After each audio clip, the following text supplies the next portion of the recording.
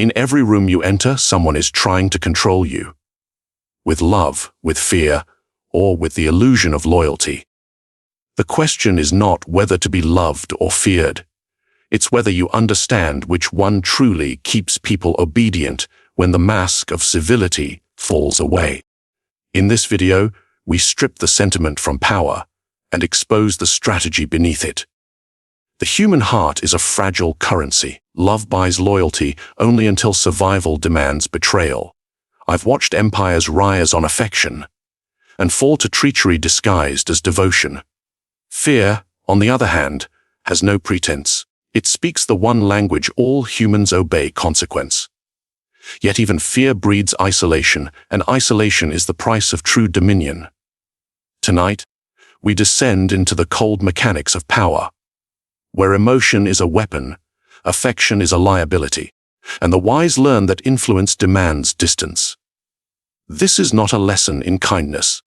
It's a mirror for those who would rather rule minds than please hearts. They tell you that love is power, that if people love you, they will follow you. That affection is the highest form of influence. They are wrong. Love is the weakest chain a ruler can forge. It binds not through strength, but through sentiment, and sentiment is a currency that collapses in crisis. Ask yourself this: when loyalty is tested, what truly decides it?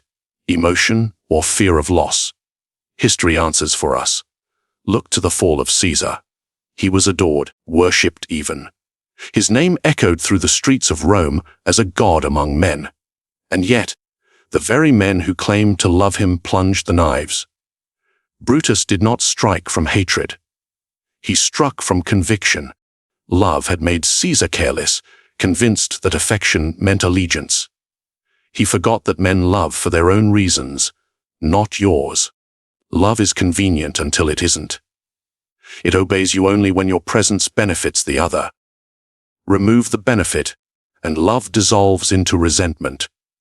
A leader who rules through love must constantly feed it. With approval, validation, concessions. He becomes a servant to the affection he seeks to command. Every yes weakens him.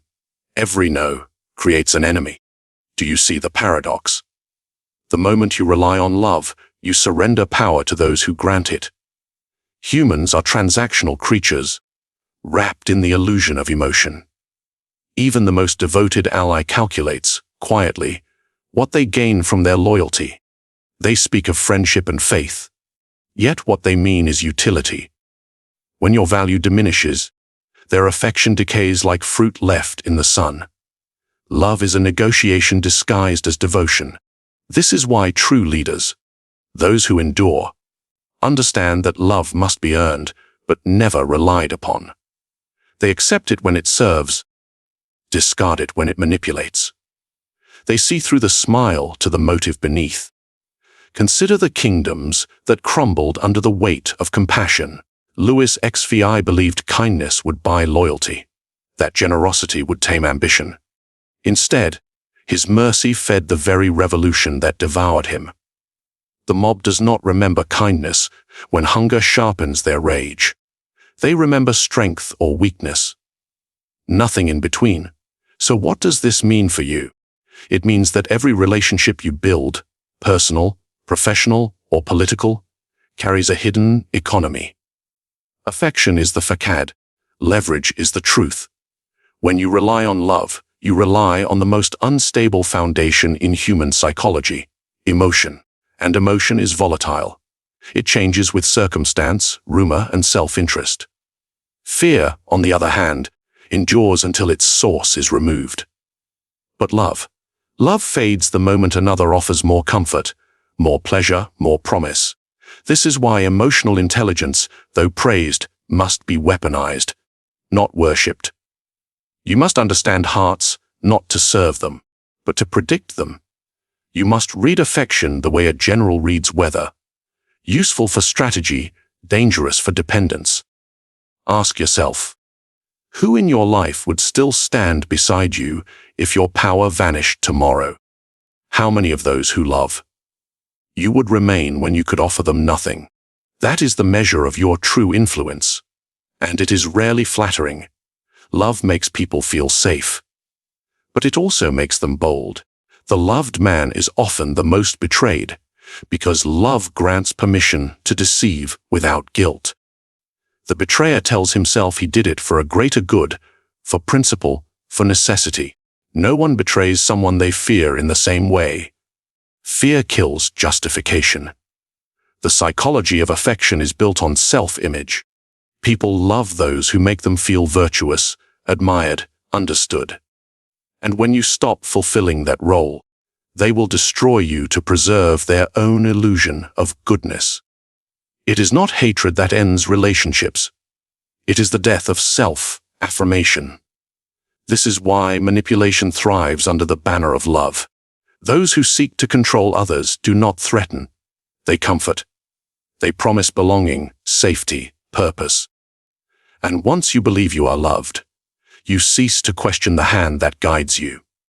But the Machiavellian mind sees further. It knows that love is a leash woven with soft words and expectations. It knows that to truly command, one must never be desperate to be adored. So guard yourself from the warmth that blinds you. Accept love as a gift, but never as armor. For when the storm comes, affection will abandon you first. The wise do not chase love. They cultivate respect, fear, and the silent understanding that betrayal will cost dearly. Because only then can power breathe freely, unchained by sentiment, and that is where the second truth of power begins. Not in affection, but in fear. Fear. The word alone divides the weak from the powerful. Most men recoil from it, as if fear is something to avoid, rather than to command. But the truth is simply fear, when crafted with precision, creates order where love breeds chaos. Ask yourself this: when the world collapses around you, do you follow the one you love, or the one you fear to disobey? History has always answered the same. Alexander ruled armies that adored him, yes, but they feared him more. When he burned Persepolis, he did not do it for pleasure. He did it to etch a message into the minds of men that disobedience has a price no affection can soften. Love made them loyal.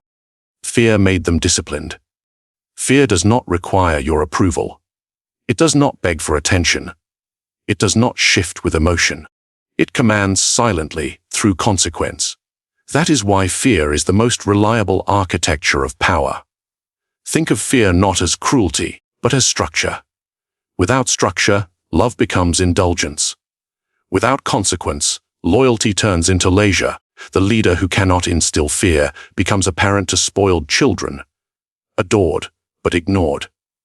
You see this everywhere. The employer who wants to be everyone's friend loses authority. The teacher who seeks affection loses control. The ruler who fears appearing harsh becomes a puppet to his subjects' approval. Fear, on the other hand, simplifies. It clarifies the boundaries that love blurs. Fear commands attention because it activates survival.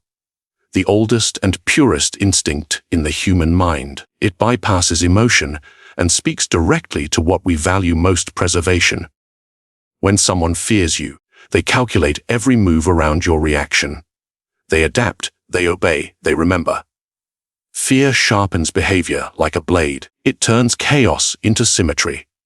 But let us be precise.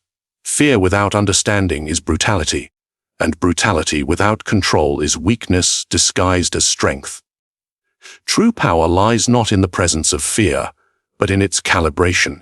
A wise ruler knows when to apply pressure and when to withdraw it. He creates just enough uncertainty to remind others of the cost of defiance, but not enough to make rebellion feel necessary. He is both the storm and the calm after it. This is psychological mastery. Knowing that fear does not need to be constant to be effective. It needs only to be possible. Think of the tyrants who fell because they did not understand this. Caligula, consumed by paranoia, wielded fear like a hammer. He ruled not through precision, but through panic. And in doing so, he made his own death inevitable. For fear pushed too far transforms into hatred, and hatred unites the powerless. But when fear is measured, it becomes art. It keeps distance, demands respect, and maintains obedience without a word. It turns silence into authority. Ask yourself, who do you respect more? The one who seeks your affection, or the one whose mere presence disciplines your words? People confuse fear with cruelty because they are ruled by emotion. But power has no emotion. It has only cause and effect. To instill fear effectively, you must first remove guilt. Do not see fear as punishment, but as instruction. The world obeys consequence. It always has. Even the kindest man becomes merciless when survival is at stake. That is the truth. Every manipulator understands control is not maintained by charm, but by consequence. Fear also reveals truth. When people love you, they tell you what you want to hear. When they fear you, they reveal what they truly think. Because fear forces honesty through desperation. It strips away the polite mask that love protects. In that exposure lies power, because knowledge is control. Consider this in your own life. Those who truly respect you do not cross your lines. They remember your limits. They adjust their tone, their timing, their behavior. That is not affection. That is fear, mild, silent, and effective. And yet fear isolates. It builds walls where love builds bridges. It gives you control but takes your comfort. Because when you are feared, you are no longer known. Still, ask yourself, which matters more? To be comfortable or to be obeyed? To be loved for what pleases others or feared for what protects your power? Those who cannot bear loneliness will always choose love. Those who seek mastery will learn to wield fear. Precisely, quietly, and without apology. Because fear, when refined, does not destroy. It defines. It separates the ruler from the ruled, the commander from the commanded, the sovereign from the sentimental. But precision in fear requires something deeper. A skill few possess, and even fewer survive emotional detachment. They tell you to be both loved and feared. As if power could be balanced like a scale. As if human nature ever allowed such symmetry. It is a lie. One told by those who have never commanded anything beyond approval. You cannot be both loved and feared in equal measure. One must always serve the other. The moment people love you, they feel entitled to you. The moment they fear you, they withdraw their affection. Love invites intimacy. Fear demands distance, and the two cannot coexist for long without one consuming the other. But the world praises balance. The myth of moderation, the illusion of harmony. They tell you to lead with compassion and rule with strength. As if compassion does not erode strength from within. They forget that every ruler who tried to be both ended up betrayed by the side he sought to please. Consider Marcus Aurelius. Philosopher, emperor, idealist. He sought balance between wisdom and mercy, justice and kindness. Yet his mercy bred weakness in those who followed, and his empire, though noble, began to rot from the inside. The Stoic emperor died respected, yes. But his lineage gave birth to Commodus, one of Rome's greatest disasters. From balance came decay. Now look at those who rejected balance. The Borgia, the Medici, the cold architects of control. They did not seek to be loved. They sought to be obeyed. They understood that affection is optional, but fear is functional. Still, you might wonder, is it not possible to wield both? To be loved by some and feared by others? It is possible, briefly, but it is unsustainable. Because every act of fear undermines love, and every act of love dilutes fear. The two pull at each other like opposite tides, tearing your influence apart. A leader loved by his followers will hesitate to punish. A leader feared by his followers will hesitate to comfort. And hesitation, in power, is death. You must choose which currency you trade in, hearts or obedience. Both are costly. Only one endures. The psychology behind this is simple. Love relies on proximity, fear relies on perception. To maintain love, you must remain visible, available, human. To maintain fear, you must remain distant, unpredictable, untouchable. Balance demands that you be both near and far, warm and cold. A contradiction no mind can sustain. Even in personal relationships, you see it. The partner who fears losing you values you more. The one who feels too comfortable begins to test you. The employee who fears your disapproval performs. The one who feels adored negotiates. Fear preserves hierarchy. Love seeks equality, and equality has no place in command. Think of power as temperature. Too much warmth and people relax. Too much cold and they rebel. The art of leadership lies not in balancing warmth and cold, but in controlling the climate. Knowing when to allow comfort and when to freeze the room into obedience. Balance is not peace. It is paralysis. A ruler who constantly tries to maintain balance ends up reacting to emotion rather than directing it. He becomes dependent on how others feel about him, instead of defining how they should feel. That is the fatal flaw of balance. It turns the master into the mirror. And mirrors reflect, they do not rule. But let us not confuse imbalance with chaos. Power must be asymmetric, but intentional. Your control must lean toward fear, not out of cruelty, but stability. Because fear keeps structure alive when love fades. It protects order from sentiment. History shows us this pattern again and again. The monarch who sought affection from his nobles lost his throne. The general who fraternized with his soldiers lost their discipline. The father who desired friendship with his children lost their respect. Balance is not virtue, it is vanity. It is the attempt to be everything to everyone, and thus nothing to anyone. You must decide which you prefer, to be loved and questioned, or feared and obeyed. Power does not tolerate indecision. It rewards clarity. Those who master control do not juggle opposites. They manipulate perceptions of balance while committing secretly to one side. They let others believe in harmony while maintaining control through hidden imbalance. That is the true illusion. Not to be balanced, but to appear so. The skilled ruler smiles just enough to disarm, but never enough to invite familiarity. He forgives publicly, but punishes privately.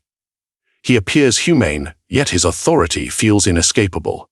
That is how fear hides behind the mask of virtue. So remember, this balance is not the goal, it is the disguise. The powerful survive by leaning toward dominance, while pretending to be fair. The weak chase fairness and are devoured by those who only pretend to possess it. Because power, like fire, cannot be held in both hands without burning one. And to hold it without pain, you must first learn the art of emotional detachment. Power does not belong to those who feel. It belongs to those who control what they feel. Every downfall begins with emotion. A burst of anger, a wave of guilt, a moment of misplaced compassion. Empires have burned not because of bad strategy, but because someone cared too much. Emotional detachment is not cruelty. It is control. And control is the essence of survival. Ask yourself, how many choices in your life were made from impulse rather than calculation? How many times did you lose ground because your heart spoke louder than your reason? That is where rulers separate themselves from the ruled. The average man reacts. The strategist waits. He listens to his emotion as a whisper, not a command.